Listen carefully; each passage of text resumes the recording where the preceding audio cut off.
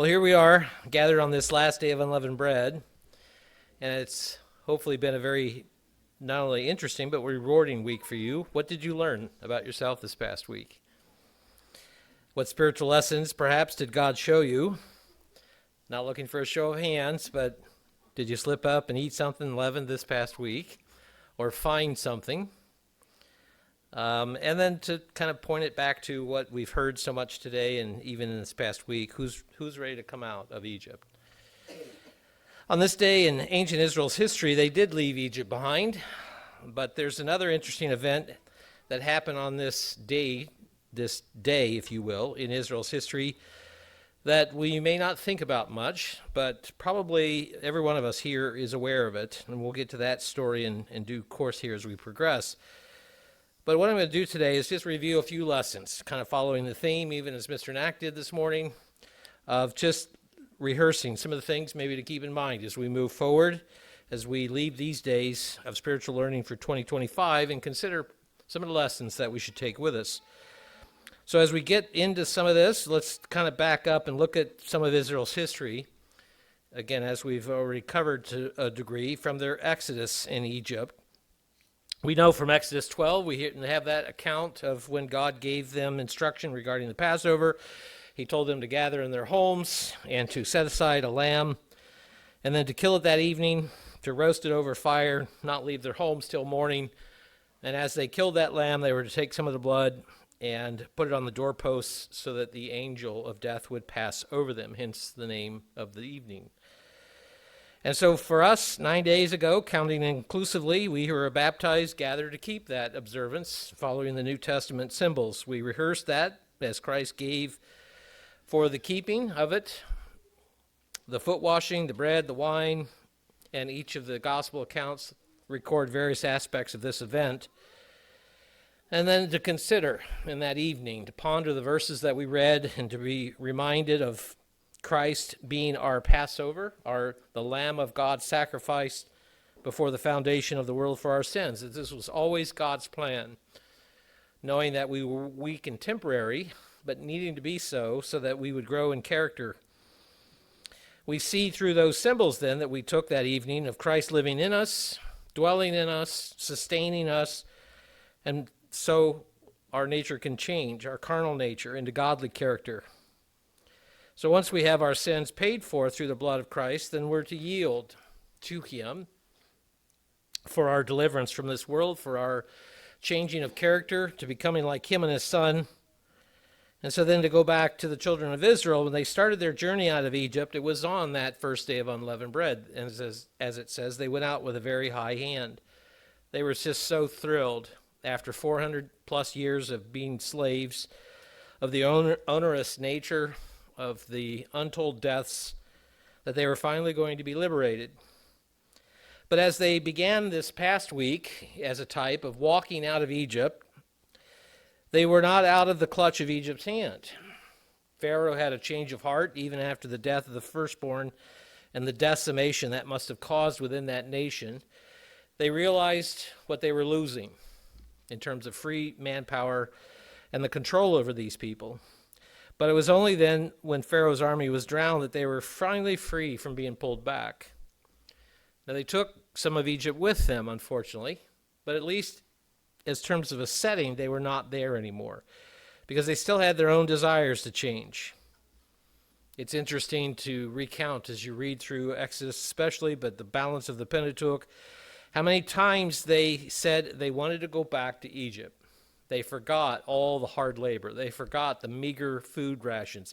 They forgot the deaths, even of the young baby boys, all of that. They forgot all of that, and they simply wanted to not have to grow, not have to confront these things. And so they came to this last day, before that even took more root. They came to this last day of this Days of Unleavened Bread, and God performed a very mighty miracle on their behalf. We'll come to that again as we progress a little bit further on later. But it's interesting that he provided the means for them to just walk out. God could have done it in so many different ways. He could have broken Pharaoh's power in other ways. He could have had another army come in. He could have just many other different ways he probably could have done this. But they had to be part of the process. They needed to be part of the process. And there's great debate in theological circles, historical circles, scholars on what route the Israelites would have taken out. But even God pondered, if you will, a little bit and said, I don't want them to go the way of the Philistines, because if they happen to have to fight these Philistines, they're going to be discouraged and overwhelmed. They're going to want to go back even more. And so he took them out through what now is called the Sinai Peninsula and crossed the Red Sea. It wasn't the Bitter Lakes, as some will say. That's just a very shallow area, easily walked through without even water being parted.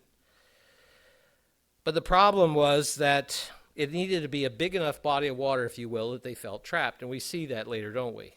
They had put themselves into essentially a box canyon, mountains on both sides, Pharaoh's army behind them, and this massive water body in front of them they couldn't pass on their own.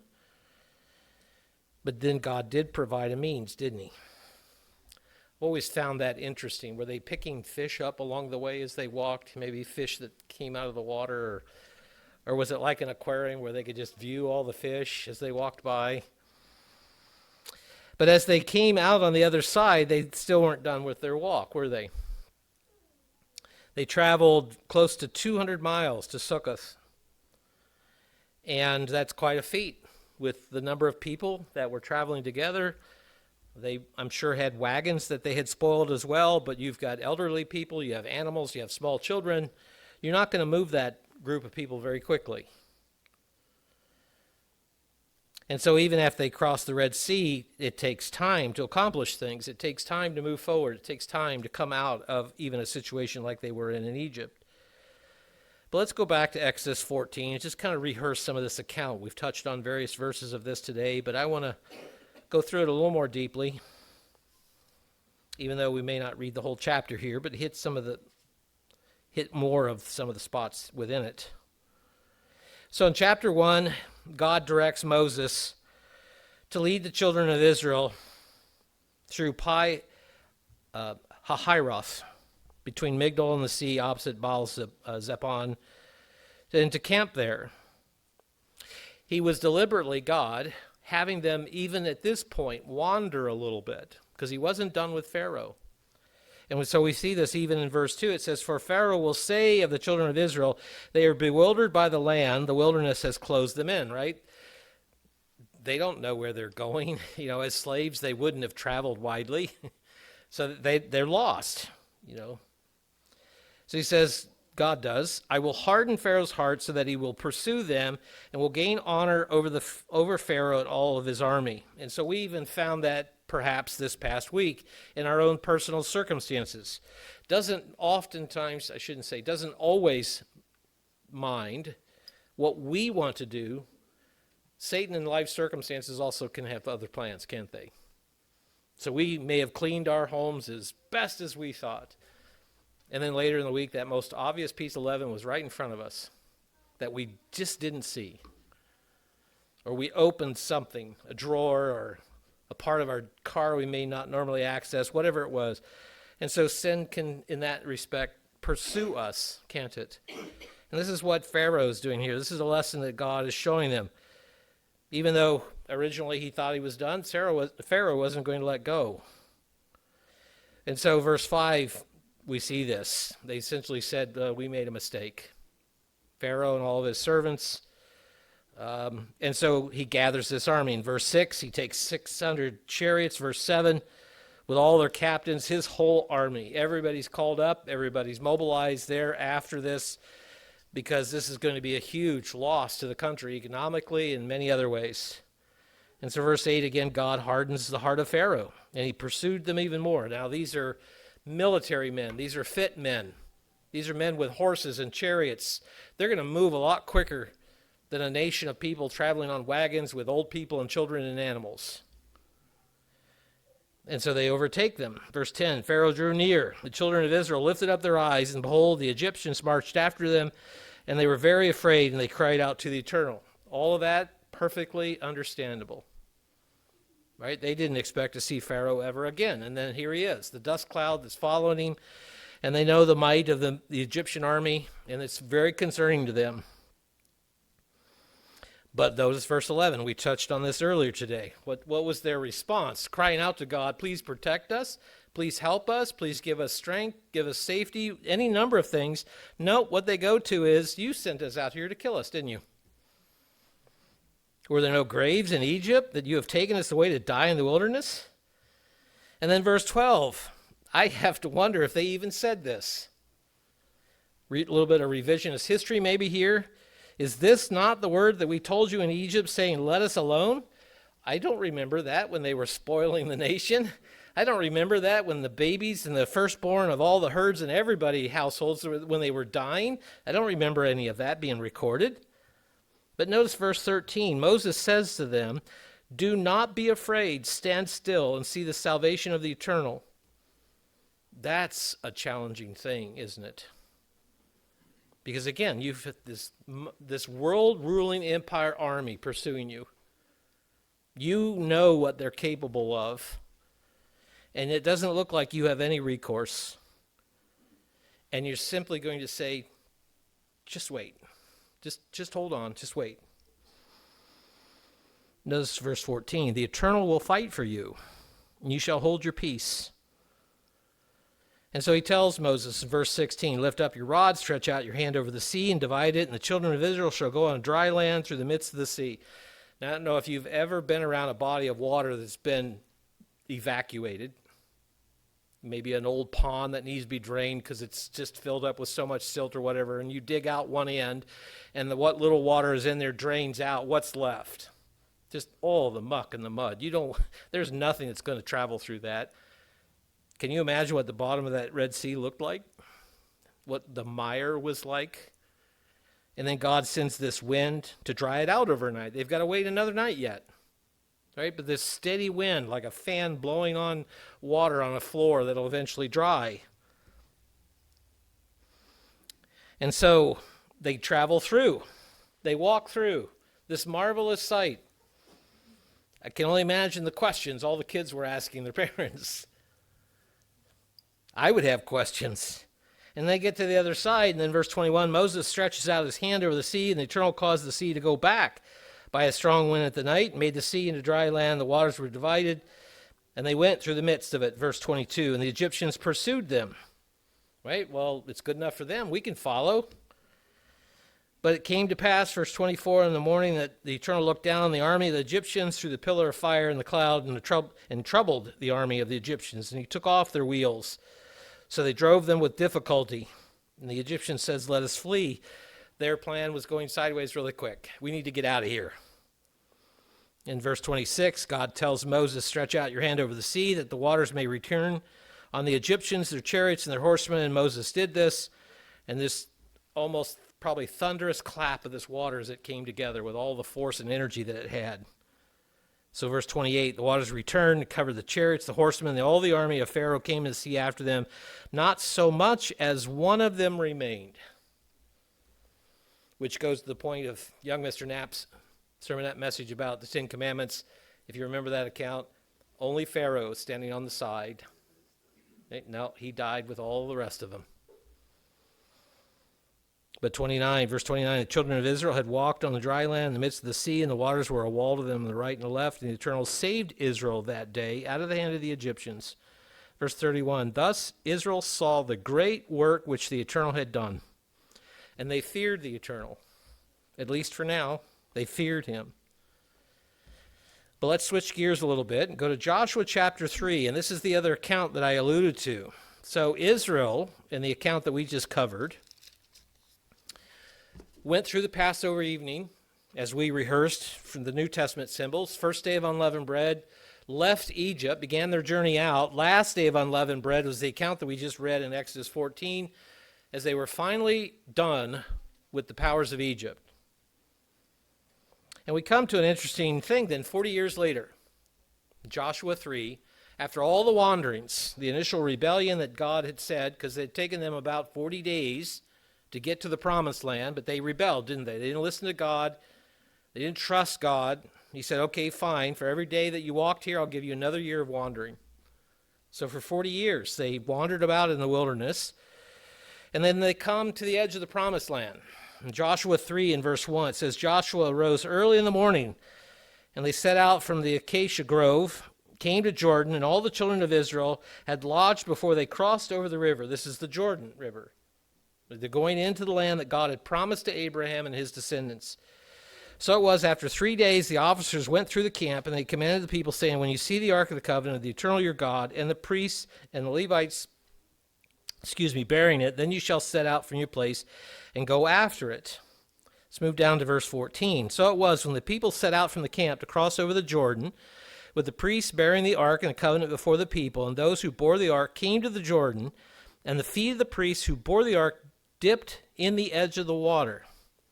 So the men that are carrying this, they had staves that went through the rings on the sides of the Ark of the Covenant. And they're carrying this, and as soon as the front two men stepped in the water, it says here, the edge of the water that overflows its banks. So this is just swollen water too. This is not middle of August when the water level is going to be the lowest. That the waters which came down for the upper stream stood still and rose in a heap very far away at Adam, the city that is beside Zaretan. So the waters went down into the sea of the Arabah, the salt sea, failed and were cut off, and the people crossed opposite Jericho. So God essentially repeats the same thing, doesn't he? Now, it's not a wall of water on either side, because this is not a lake. This is not a big body of water, like an ocean, a finger of a part of the ocean. This is a flowing stream. So he stops it on one side, and the other side just keeps draining. But they have this dry land in front of them now, where it had been this swollen stream, river that had been flowing with overflowing. But God stopped it again, didn't he? Just like he parted the Red Sea. So let's move over to chapter 5. Joshua chapter 5 and verse 10. They're moving into the land. It says, the children of Israel camped at Gilgal, and they kept the Passover on the 14th day of the month at twilight in the plains of Jericho. So all of this preceded the Passover. They're now in the promised land. They're now before Jericho at this time. 9 days ago that we observed, day of Passover. And so they move down to verse 13. It says, it came to pass when Joshua was by Jericho that he lifted his eyes and looked, and behold, a man stood opposite him with his sword drawn in his hand. Now, that would probably raise a few eyebrows, I would hope. Suddenly this man shows up. And the way it is here, this is not just some random guy that shows up at the edge of your camp. There seemed to be a presence here. So Joshua essentially says, as Moses did at the burning bush, I'm going to go check this out. I'm going to see what this guy has to say. And this is the question he asks him at the end of verse 13. Are you for us or for our adversaries? What is your intentions? And so this man answers, he says, no, but as the commander of the army of the eternal I have now come. And Joshua fell on his face to the earth and worshipped and said to him, what does my Lord say to his servant? This is not an angel. How do I know it's not an angel? Because he's worshiping him. Every other time in Scripture that happens, they all say, don't do that. So this is Jesus Christ. So Joshua falls before him, and he says, what does my Lord say to his servant? I'm here. What do you need me to do? It says, as the commander of the Eternal's army said to Joshua, take your sandal off your foot, and for the place you stand is holy. Just like the burning bush. Right? Joshua is standing before the presence of God, Christ incarnate. And so then we move into chapter 6. And God now gives Joshua the marching orders. Joshua said, what do you say to me? What do you need me to do? And so now God tells him. Jericho was securely shut up because the children of Israel, none went out, none came in. The word had gotten out. These people are moving into the countryside, and they're taking everything. And so Jericho says essentially, yep, we got this covered. This is why we built the walls the way we did. Everybody come inside. We're going to bar the doors, and there's no way anybody can get in. We'll just wait them out. They'll get bored. They'll get tired. They'll move on. And so verse 2, the Eternal says to Joshua, see, I have given Jericho into your hand, its king and its mighty men of valor. You shall march. This is the battle plan. God says, I've given them to you. Here's what you do. March around the city, all your men of war. You shall go around the city once. You shall do this for 6 days. That's it. Right? There's no siege machines. There's no getting your men in certain troops or squads or whatever. There's no, spying or penetrating, trying to test the resources. Just, gather your men, and at the appointed time, you just walk around the city one time. That's it. You can go home. You can take a nap. So it says, the 7 priests shall bear the 7 trumpets, ram horns before the ark. But the 7th day shall march around the city 7 times, and the priests shall blow the trumpets. So they had the trumpets, they had the ark, they had the mighty men, they had walked around the city one time for 6 days, but on the 7th he says, now, we're going to change this up a bit. You're going to do that 7 times, and then you're going to blow the horns. And it shall come to pass, when they make a long blast with the ram's horn, when you hear the sound of the trumpet, the people shall shout with a great shout. Right? There's no throwing of rocks, there's no heaving of spears, there's no attacking the city. Just shout. When you hear the trumpet blast, just shout. And so Joshua tells them all this. Verse 6, he says to the priests, take up the Ark of the Covenant, and 7 priests bear 7 trumpets of ram's horns before the Ark of the Covenant.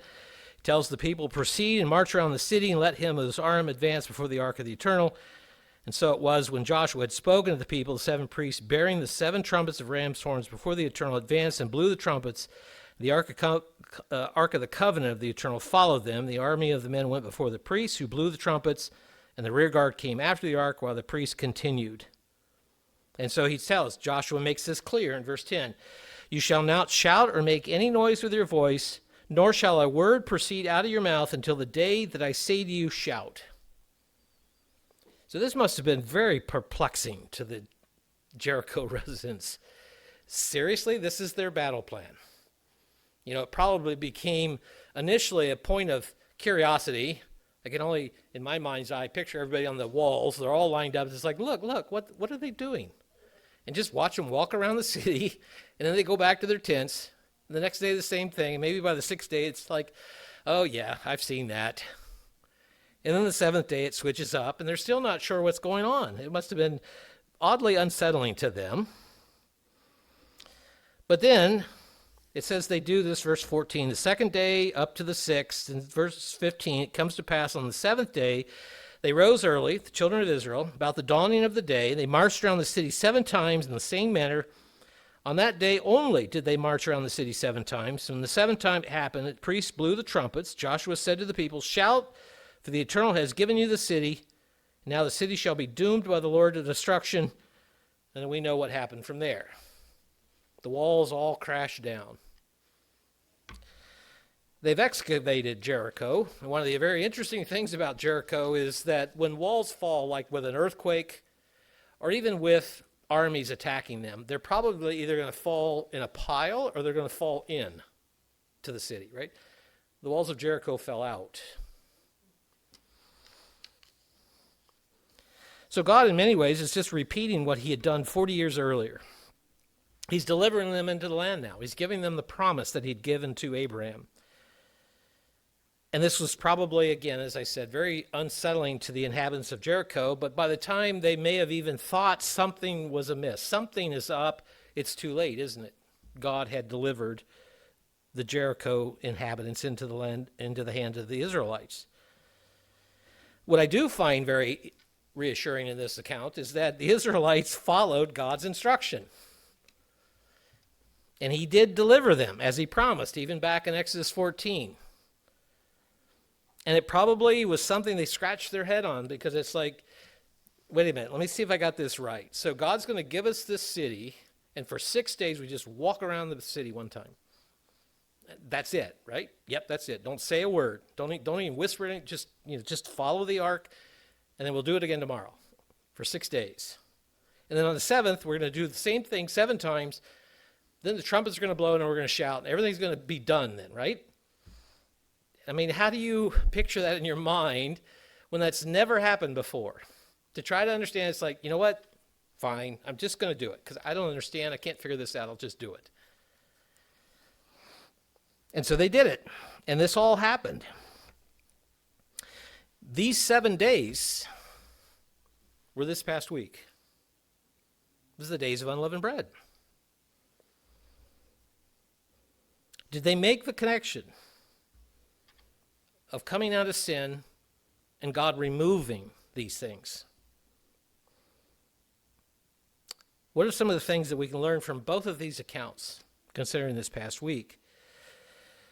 Well, following this, what I've just summarized, if you will, if we continue in Joshua 6 and verse 16, it talks about Rahab now in verse 17. Because the spies had gone in earlier.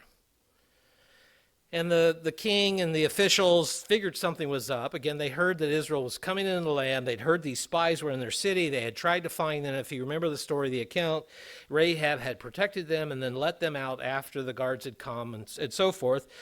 And the spies told her, hang this out your window, bring everybody you love into your house, you'll be spared. And so she did, which is an unusual thing to think about as well. She had no historical connection to Israel. She had no historical connection to the one we know as the eternal, the only true God. But there was something that drew her to all of this. And so she and her family were protected. The only part of the city not destroyed. Let's move forward to Joshua 22.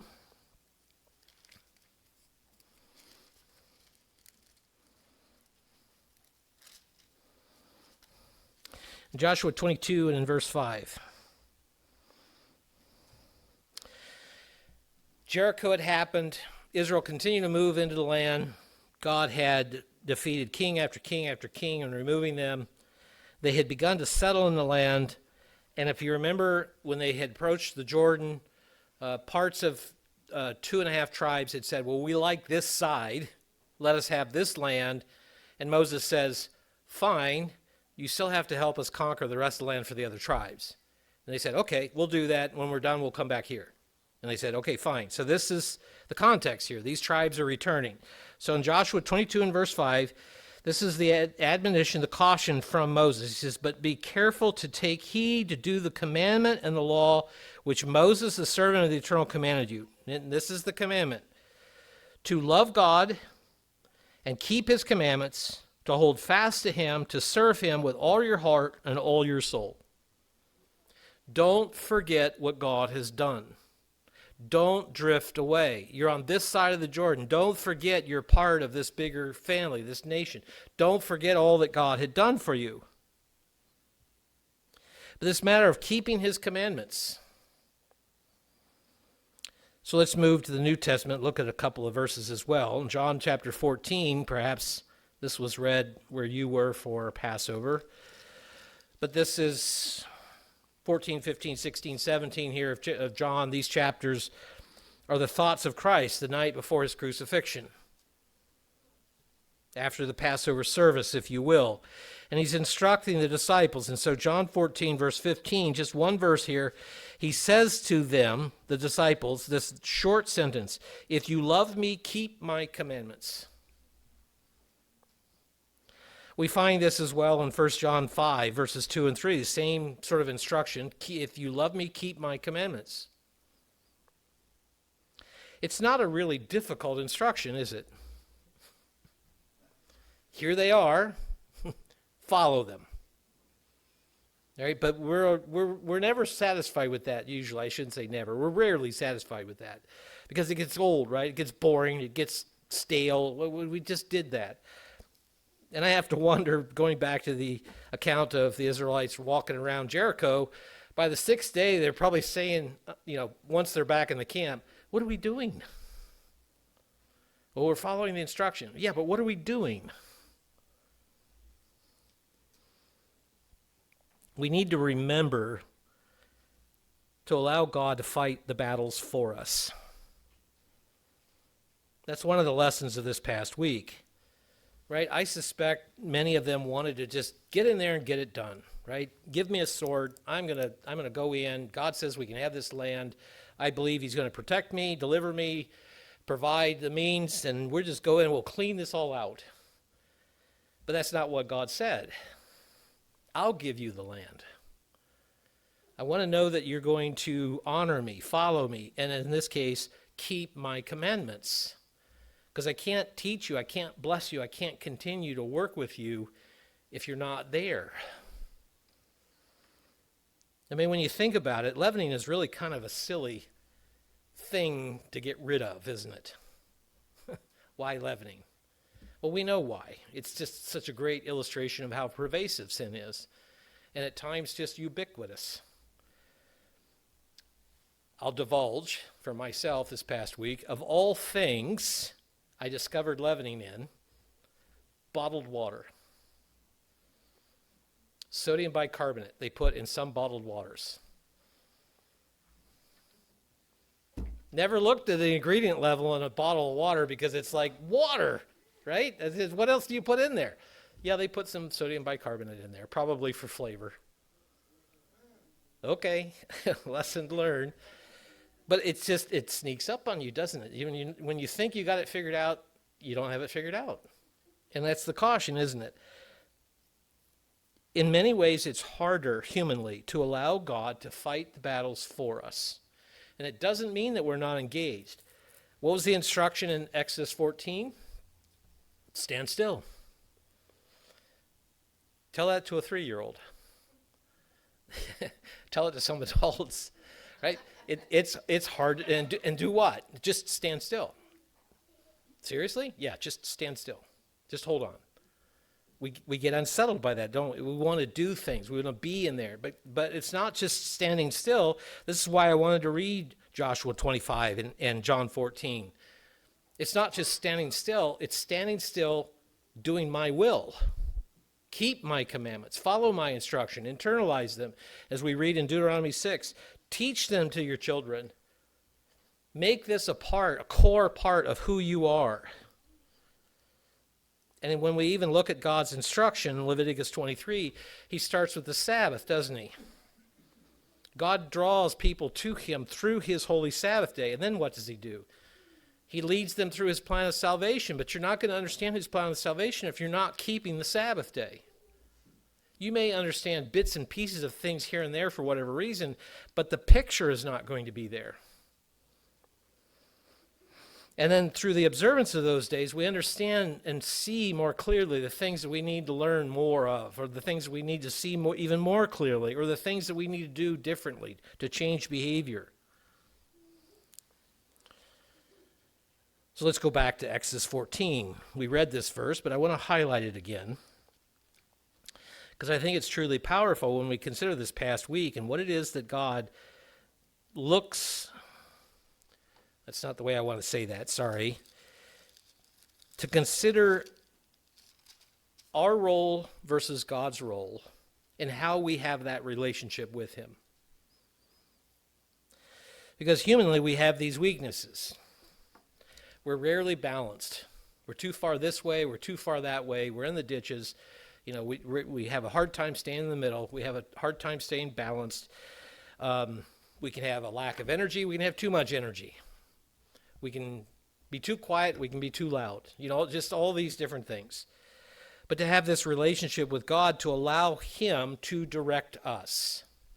And so to go back to Exodus 14, and in verse 14 again, it says, "The Lord will fight for you, and you shall hold your peace." I just turned 65 last week. And I think I've learned, or at least seen more. I shouldn't say I've learned it yet.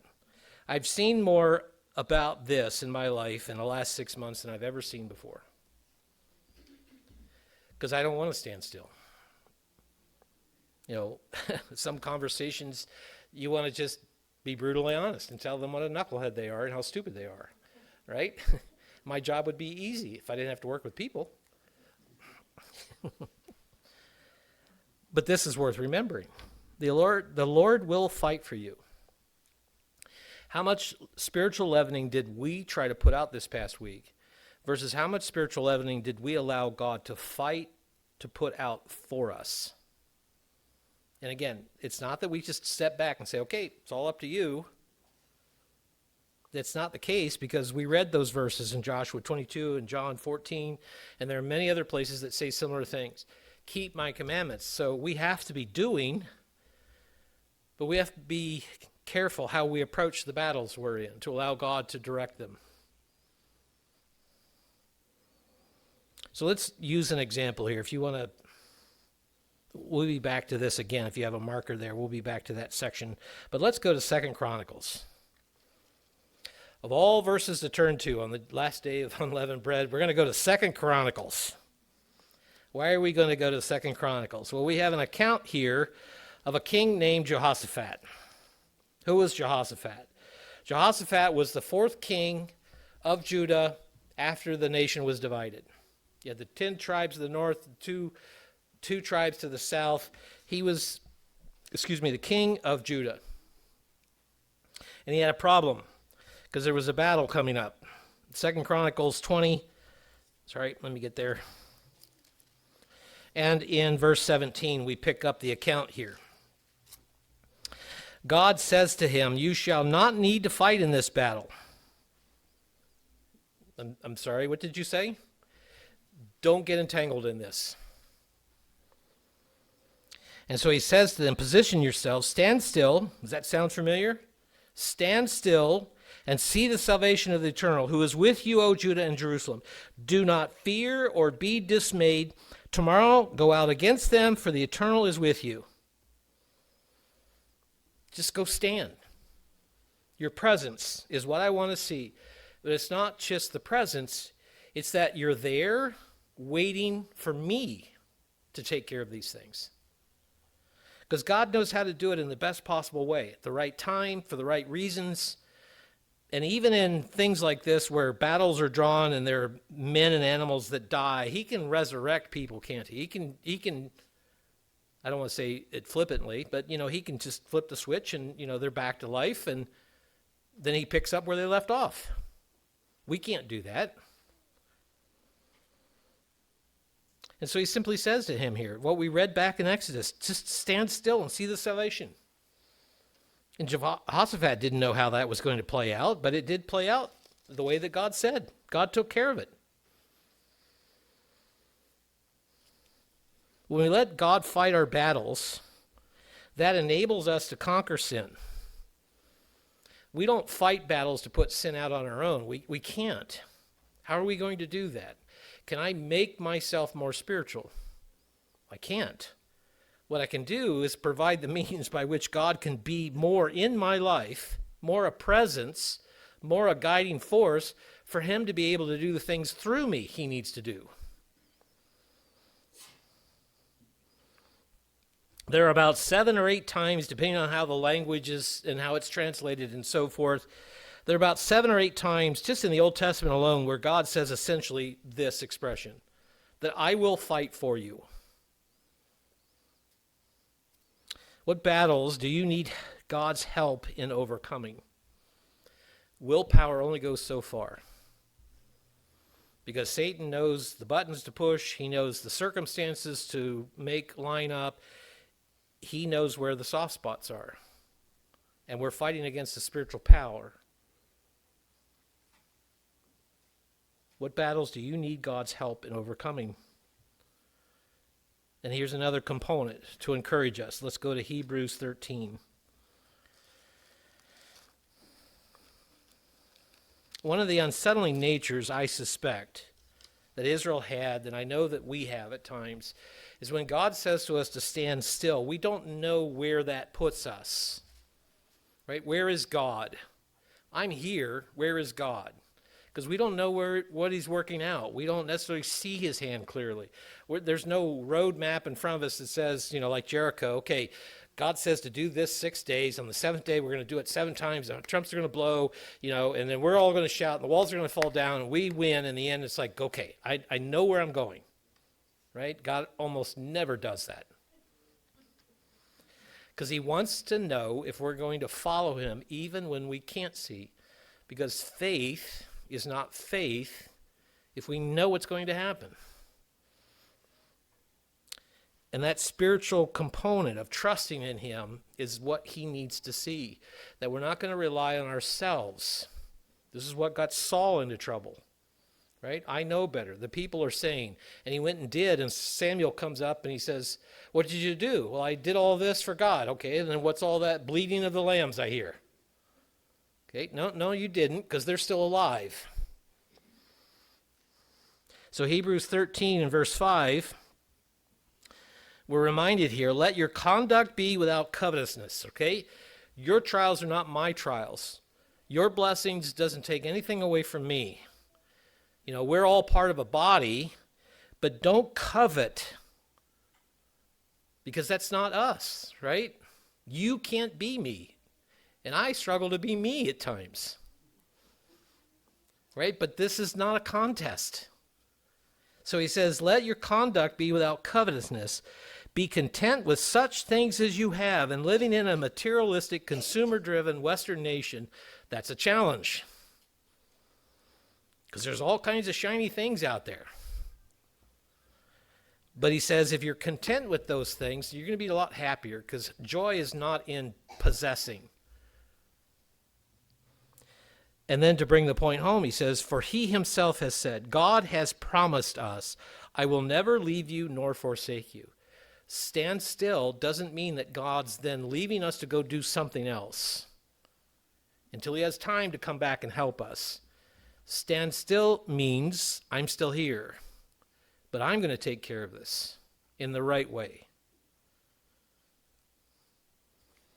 The times I know, looking back in my life, that I've tried to fix my trials is when they got worse. Because I make more of a mess of it, right? I'm trying to undo it. And I don't even know what it is I'm trying to undo in some cases. And patience is just replete throughout Scripture how important this is. Patience is another way of what God said, stand still and wait to see the salvation of God. Because if we can do that, then he can do his part as well. So let's go back to Exodus 14. And another lesson to consider here is that God is the one who does the work in us. Again, going back to the verses about keeping my commandments, and we have so many other verses that point us to the fact that we have to be engaged. We have to be part of the process. We're not just standing there and recipients of everything that God is bringing. Right? That's a spoiled child. That's not what God is desiring. But we have to allow him to do what he is going to do. If I had been given a vision of what my life would look like right now, when I was 21 years old, I don't know what I would have done with that. Because everything since that time has brought me to this point, hasn't it? All the trials, all the difficulties, all the challenges, but even all the blessings. And the other things that have come along that God, as God has directed me and led me. The last full-time job I had in the private sector, that job I could not have done if I had not had the 5 jobs before it. And every one of those previous 5 jobs I lost over the Sabbath or the holy days. But there was some element of each of those positions that last job I had was the best job I'd ever had. Well, you don't know that going into it, do you? 14 years, you're like, okay, God, I'm doing what you asked me to do. You know, I'm trying to stand still here. I'm trying to do my part. I'm obeying your instruction. I'm keeping your laws. And yet I still don't see where you're going. He's like, okay, just stand still. It's still playing out. It's okay. So we come back to that, Exodus 14, verse 13. Do not be afraid. Stand still and see the salvation of the Eternal, which he has accomplished for you today. So the lesson, to be clear, is, have we seen more clearly this past week the need we should have to stand still so God can deliver us? And again, that's very challenging at times, isn't it? It's very unsettling. You know, because we want to be able to engage in the world around us, right? We're very aware of our senses, and we have more than 5, but 5 are the ones that people talk about all the time. So 2 years ago, March, I had taken a trip out to South Dakota as a regional pastor visit. And they had predicted this snowstorm coming across South Dakota, and I looked at the radar. It's like, it should be okay by the time I get to that point. The snowstorm should be done. And those areas of the country, you know, they've got plows. They're out. They're taking care of things. And I thought, I'll be okay. Well, I got about an hour out from where I needed to be, and I found myself in the middle of a blizzard. Literally. I don't know how fast I was driving. I was probably doing 2 miles an hour. Because I couldn't see the road. I couldn't see the sides of the road. I couldn't see nothing but snow blowing past me at 30 miles an hour.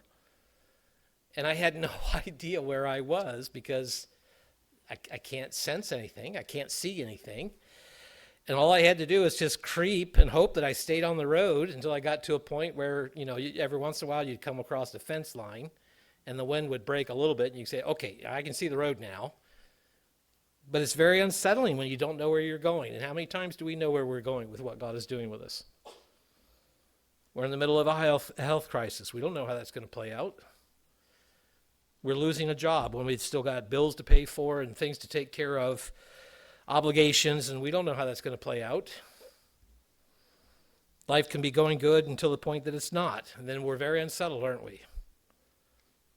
And yet all of this, all that we go through, all that God allows in our life, the good things and the bad things, if you will, are all for our development. Because what is God doing? He's creating a people. Here in this Exodus account, he was creating a people out of the circumstances that nobody else would have said, this is the way I'm going to start a nation. Right? I'm going to start with one man. He's going to have all these children. I've promised him, you know, his descendants are going to be like the stars of heaven. But before then, I'm going to let them become slaves. They're not even going to be in this land. And then I'm going to bring them back as slaves coming out of a nation. They have no power. They have very little money in the terms of what the world would recognize. They have no resources. You know, they're just a people. And that's who I'm going to work with. Who would have said, well, that's a really great plan. It doesn't make sense from a human perspective, does it? I need to rally troops. I need to get resources. I need to get allies. I need to, you know, all these things have to line up. And then I have to push through and make sure it happens. And God's like, no, I'm going to take care of it. Manna, we kind of touched around that today. I happened to read about that. Manna is another one of those interesting words in Scripture. Most scholars think that manna means, what is it? Because they'd never seen this before, right? God provides this. He said he would rain it every morning. It would rain down. Okay, so it's on the ground. Does that mean it picked up sand and dirt as well? Did they have to scrape that part off? I don't know. But they described how it tasted. But, you know, after the first couple of years of this, I mean, how many ways can you cook manna? Boil it, bake it, fry it. I mean, it's just, I don't know, you know, eat it raw. You know, but it's like, hey, Mom, what are we having for dinner tonight? We're having manna. Ooh, you fix such good manna. And yet it wasn't enough, was it? But he provided for them. It says their clothes never wore out. Okay, that would be quite something. And yet they survived, didn't they? Not only survived, they thrived. And God led them to the point where he gave them the land that he had promised Abraham. And then the lessons continue, didn't it? Let's go to Philippians chapter 1, verse 6. I mentioned that it can be unsettling to us humanly because we rarely, perhaps, see where God is going with us in our life. What is the purpose? Why am I here? Is anything I'm doing of value? And I think if we dwell on those things, that's Satan kind of undermining our confidence in God. Because we have verses such as this. Philippians 1, verse 6. Paul writes here, he says, speaking of God, or himself, being confident of this very thing, that he, God, who has begun a good work in you. Does God ever give up on us? So we read Hebrews 13, where it said that he would never leave us or forsake us. But we even have this here, being confident of this very thing, Paul says, that God, who has begun a good work in you, will complete it until the day of Jesus Christ. He will complete it. But it's us going through those things with him to learn the lessons. I saw decades ago in my personal life again, not to pray for deliverance for trials quickly. Because I was smart enough, I don't know where I got this, but I was smart enough to realize that if God quickly delivered me from a trial, it would still come back. Right? Because I had not learned what I needed to learn going through that circumstance, whatever it was. So the better thing to pray is, show me what I need to learn. Right? Help me to have the patience in you. Help me to stand still. Help me to do the things that I need to do. This was what Israel forgot. As soon as it got bad, it's like, well, you just want to kill me. Seriously? The Red Sea, did you see that? Did you see the Egyptians die? I mean, can you figure out this manna? I mean, have you seen the things I've done? Yeah, if I wanted to kill you, I'd wait 39 years and then I would pull the rug out from underneath you. But he's begun this work. He's going to finish this. This is why we're here. This is why God has given us his Holy Spirit. This is why, going back to Revelation, that it says that the Lamb was slain from the foundation of the world. This was always what God wanted to do. He wanted to work with us, all of mankind by extension, to be in his family. What does that mean? We inherit everything God has and everything that God is. I don't know what that means. I look at Hubble space shots, I look at Webb telescope space shots, and it's just, they can't even begin to wrap their minds around some of these things. They've postulated these theories of the origins of the universe, and the more they look, the more they find we don't have a clue how this all came about. Well, they can't, because it was spiritually started. It was on a spiritual plane that God designed all this. But nonetheless, is that something we're going to do something with? But then Revelation talks about how he burns it all up and starts over. And maybe that's just to show us his majesty and his power and how far it just goes. We'll understand it at some point, I think, but the more important thing is the work that he's begun in each one of us. Will we stick around? It's been noted by so many different business consultants and these motivational speakers and different ones like this that for the most part, the number one thing you need to succeed, I'm not asking for a show of hands or a shout out, but do you know what it is? More often than not, the person that succeeds is the person that doesn't quit. They're usually not the brightest.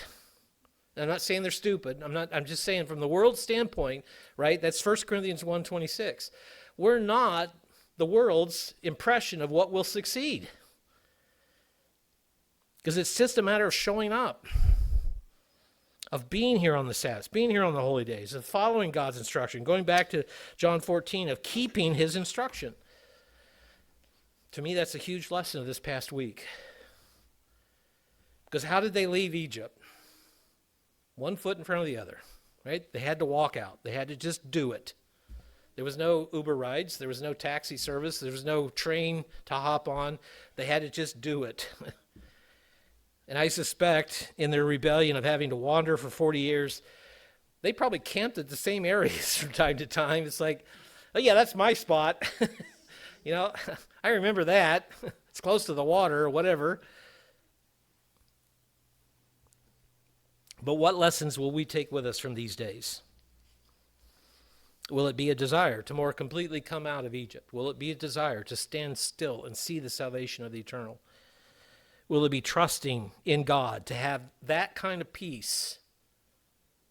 Right? To just stand. And everybody else is like, what in the world are you doing? You need to do this. You need to do that. You need whatever. And it's like, no, this is where I need to be. And just let God do it. Let's look at a couple of verses here as we wrap up in John chapter 4.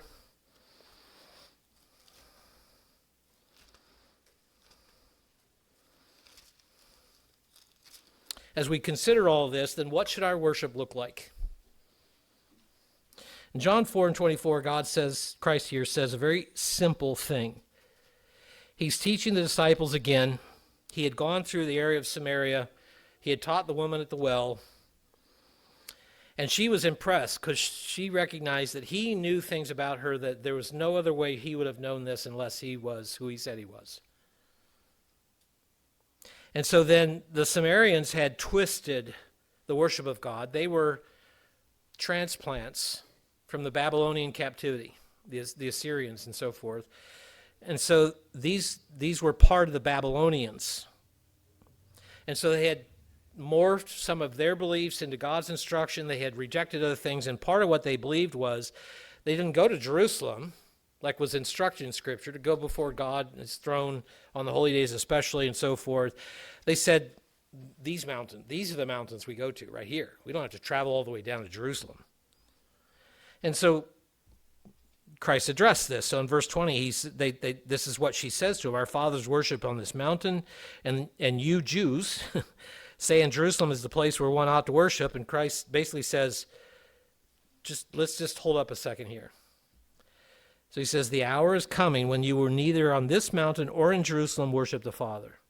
Right? So back to my point earlier this morning, the physical things are extremely important because they show us a type and they point us.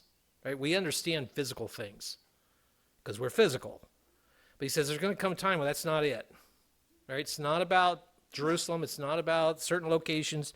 It's not about those physical things. Notice what he says in verse 24. He says, God is spirit, and those who worship him must.